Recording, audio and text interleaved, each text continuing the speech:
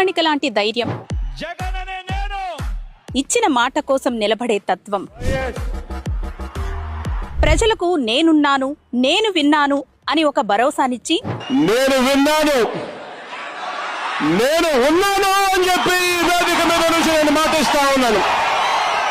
ప్రజల గుండెల్లో సుస్థిర స్థానాన్ని సంపాదించుకున్నారు వైఎస్ఆర్ కాంగ్రెస్ పార్టీ అధినేత వైఎస్ జగన్మోహన్ రెడ్డి. ఆయన పుట్టినరోజు సందర్భంగా ప్రస్తుతం మనం గోదావరి నది మధ్యలో ఈ పాయలో ఏదైతే ఇసుక తిన్నెలున్నాయో ఈ తిన్నెల మధ్యలో ఉన్నాము. మన రాజానగరం నియోజకవర్గానికి సంబంధించిన వైసీపీ నేత ఎవరైతే ఉన్నారో ఆయన తన అభిమానాన్ని అత్యంత భారీ స్థాయిలో చూపించుకున్నారనే చెప్పాలి.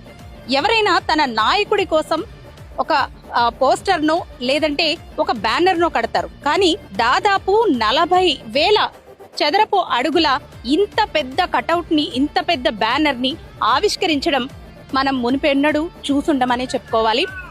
ఆయన జగన్మోహన్ రెడ్డి మీద ఉన్న తన అభిమానాన్ని ఈ విధంగా చూపుకున్నారు. ఆయన పుట్టినరోజు అంటేనే ఆయనకు ఒక పండుగ రోజు.